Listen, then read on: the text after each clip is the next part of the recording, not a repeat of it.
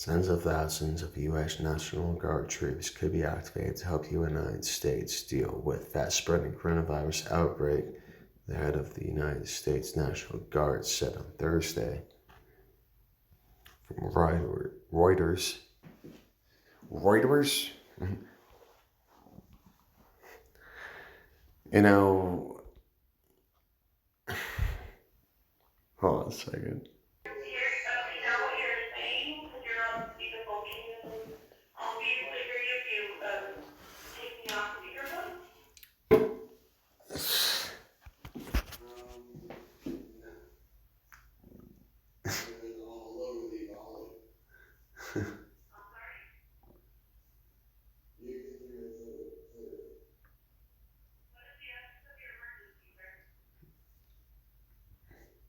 Well, we need National Guard in Albuquerque. That's the emergency. Because for last, because and I've got a fire alarm going off right now. Freaking earlier, a couple hours ago, there was explosions and shots. Yesterday, it was a freaking horribly assembled loudspeaker, and I was hearing. I mean, this on Harrison is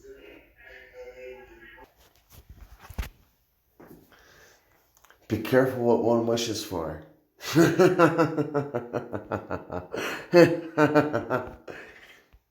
I asked for a nuke. I did ask for a nuke.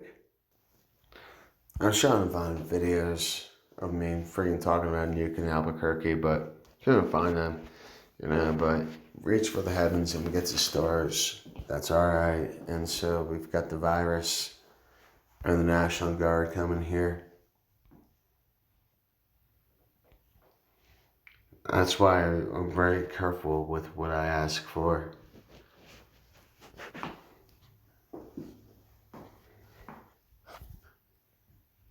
And I ask for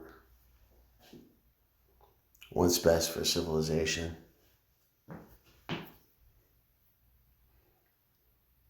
Pretty crazy.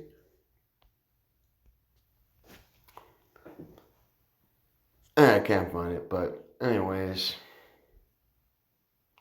The report in the United States for more than 3,000 in New York State, according to state health departments, and a historic event unlike we've faced many in recent years. During the coronavirus outbreak, it is an unusual mission for the National Guard, best known for assisting during national disasters like hurricanes and supplement the United States military overseas or during times of war. More than 21,000 National Guard members are currently abroad.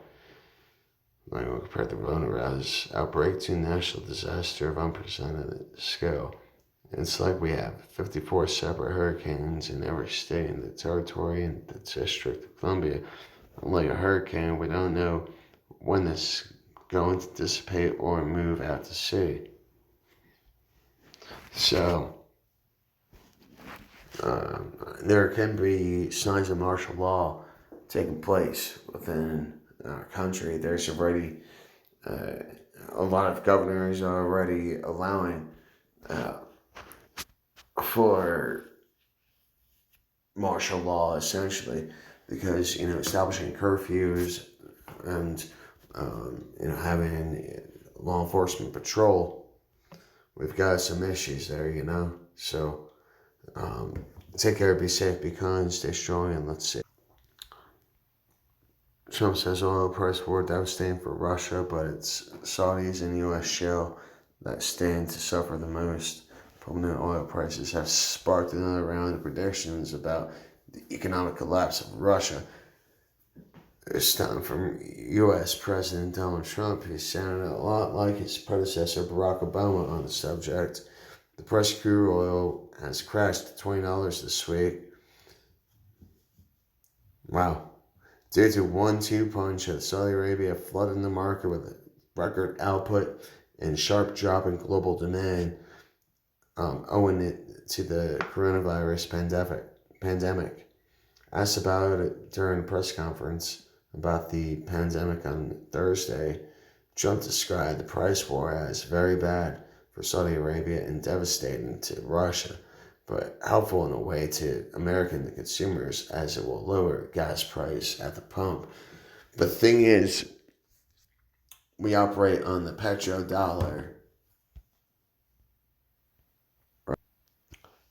The petrodollar is any US dollar paid to oil exporting countries in exchange for oil. Since the dollar is the global currency, all international transactions are priced in dollars. As a result, oil exporting nations must receive dollars. Most of them own their own oil industries. What happens if the petrodollar collapses? If the petrodollar collapsed, the entire world would collapse, with it into an economic crisis worse than the Great Depression. For a while, a little history. In the Bretton Woods Conference of 1944, the US dollar was tied to gold and at a fixed rate of $35 per troy ounce of gold. The balance. I think the balance is a good one. Mildly decent. Petrodollars and the US dollar are paid for. International transactions are, as a result, oil exporting nations. Most of them own their oil industries that makes their national income dependent on the dollar's value. If it all falls, so does their revenue.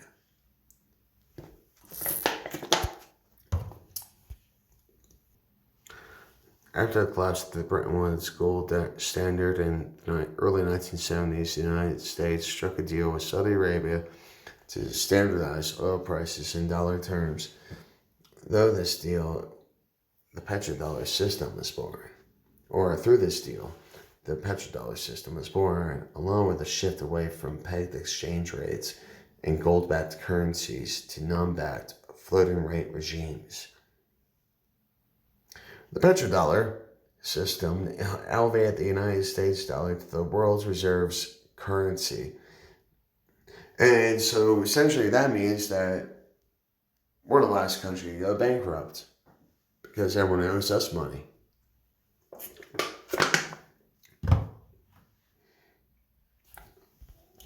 Seriously, people, check this shit out. I'm not a fucking madman. I know what the fuck I'm talking about. And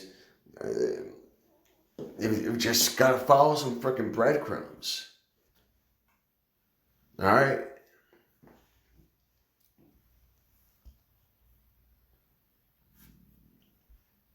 What we know is, you know what? I can't remove the fear and panic from everyone. I've done my job. I'll continue to do my job. I'll always do my job. And I really just try to provide the most accurate information that's supported to y'all.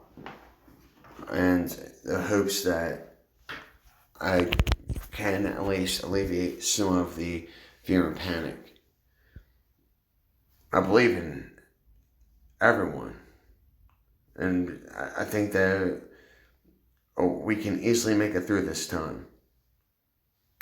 Take care, be safe, be kind, and stay strong. You mean a lot to us. And don't panic.